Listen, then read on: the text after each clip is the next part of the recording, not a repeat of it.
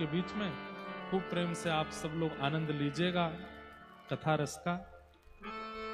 तो हम निवेदन कर रहे थे अस्तेयम, और उसके बाद शौच यानी कि पवित्रता।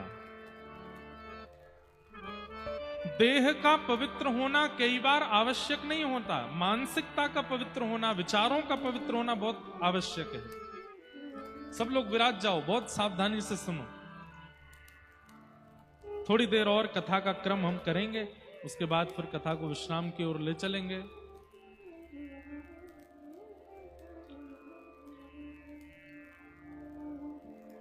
कर्माबाई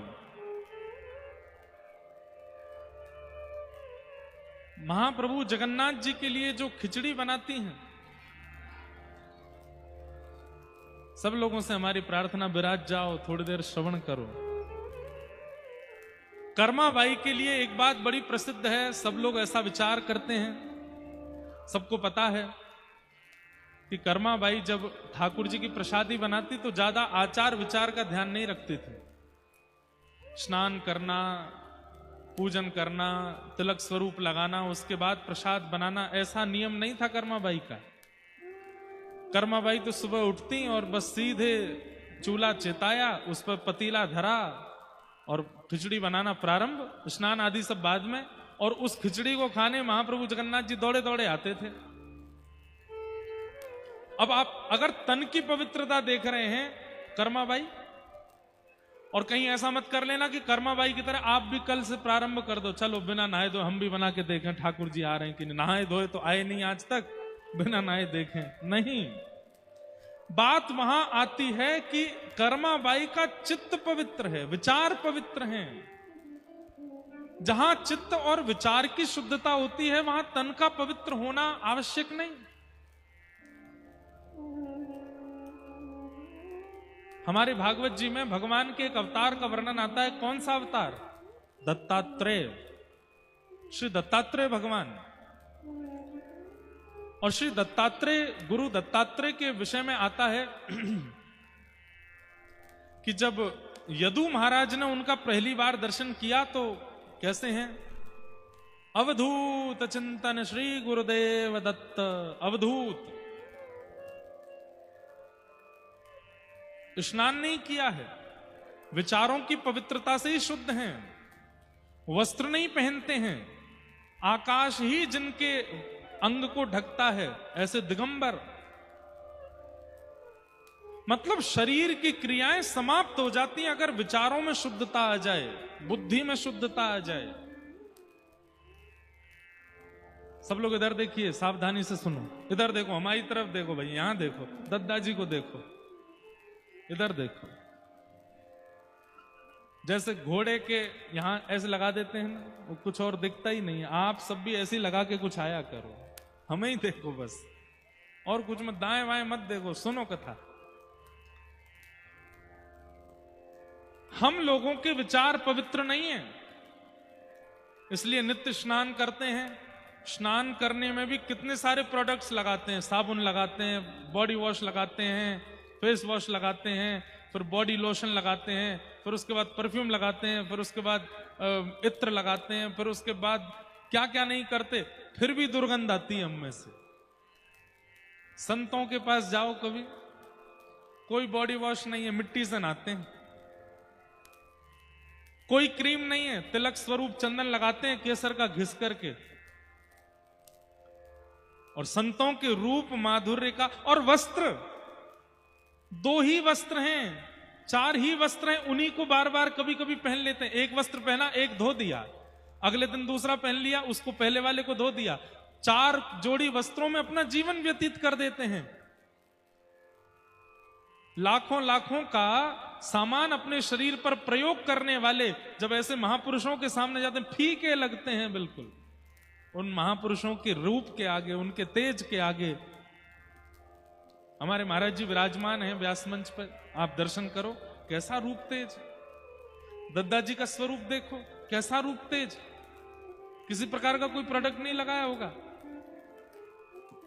हमारे भारत के संतों का दर्शन करो, कभी हमारे रमन रीति वाले पूज्य महाराज जी श्री व्रजमंडल के, जिनको नंद बाबा कहते हैं, ऐसे हमारे परम पूजनीय प्रातस्मरणीय गुरु शरणानंद जी महाराज, कभी उनका रूप देखो।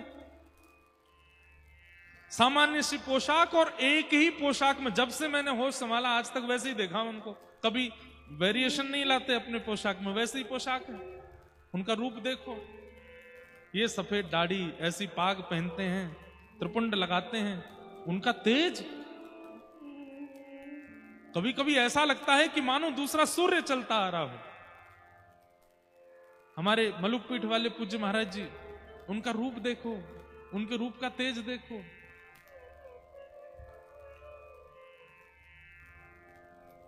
हमारे रमनदीति वाले महाराज जी, मलुक पीठ वाले महाराज जी से सब अवगत हैं, पर उनसे भी ज्यादा अवगत लोग प्रेमानंद जी महाराज से हैं। उनका रूप देखो, क्या लगाते हैं, मुख पे कोई क्रीम लगाते हैं ना, वही दाढ़ी है, वही जटा है, वही पीले वस्त्र हैं, व्रज की रज है और पीलो चंदन है, पीलो चंदन लगा में, व्रज रज लगा में, वही एक स्वरूप है उनका, उसी में ही रहते हैं 24 घंटा। लाखों लाखों का पलस्तर मुख पे करने वाले बड़े बड़े एक्टर भी नाक रगड़ते मिलते हैं उनके आगे। हमारी बात को अन्यथा मत लेना, लेकिन उनके रूप के आगे कैसे फीके लगते हैं सब। वह रूप का लावण्य, ये कैसे प्रकट हो गया?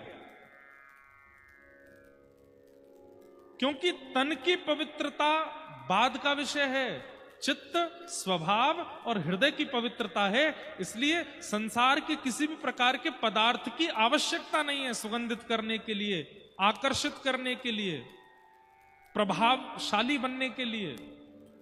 हम लोग केवल विचार और चित्तों को ही पवित्र नहीं कर रहे हैं, बाकी सबकी स्वच्छता, 3-3 बार नहाओ, ये वाला प्रोडक्ट लगाओ, ये वाली ये चीज लगाओ, बालों में ये लगाओ, आंख पे ये लगाओ, नाक पे ये लगाओ, होठ पे ये लगाओ। अरे महाराज, जितने शरीर में अंग हैं उतने ही क्रीम हैं, वो लगाओ, फिर भी तेज फीका ही रह जाता है। कई बार दिन में जिसको देखा था, रात में उसको देख लिया नहाने के बाद, तो पहचान में नहीं आता ये वही है।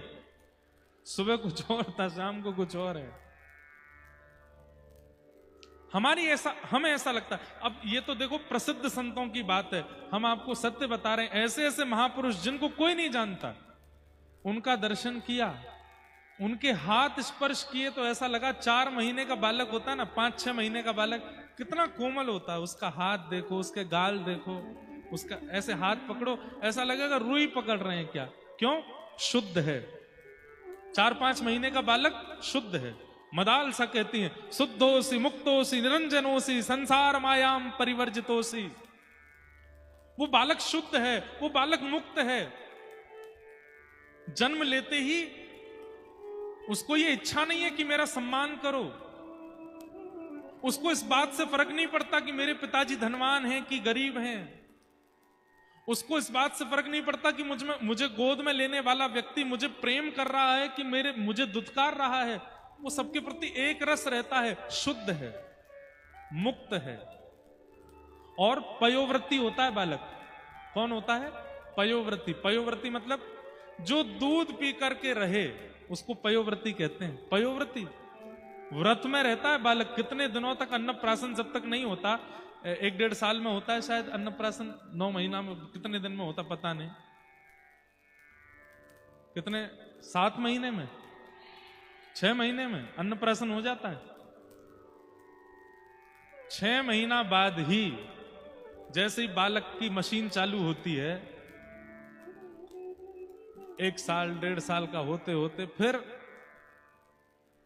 उसके भी कहीं ना कहीं किसी ना किसी भाव से दुर्गंध की प्राप्ति होनी प्रारंभ हो जाती है। और धीरे धीरे फिर उसकी त्वचा की कोमलता धूमिल होने लगती है। फिर धीरे धीरे उसका रूप, जिसको देख के सबको लाड़ आता था, छोटे बालक को देख करके अत्यंत कठोर व्यक्ति भी, वो भी कैसा, अरे अरे आओ आओ गोदी में आओ, मेरे पास आओ, सब उसको गोद में लेना चाहते हैं। अत्यंत नीरस व्यक्ति, जिसके मुख पे कभी प्रसन्नता ही नहीं होती, छोटे बालक को गोद में लेकर के वह भी प्रेम दिखा देता है। अरे वो बालक कैसा है? शुद्ध है, मुक्त है, निरंजन है, उसके अंदर कोई विकार नहीं है, इसलिए सबको आकर्षित करता है। ऐसा ही व्यक्ति जब अपनी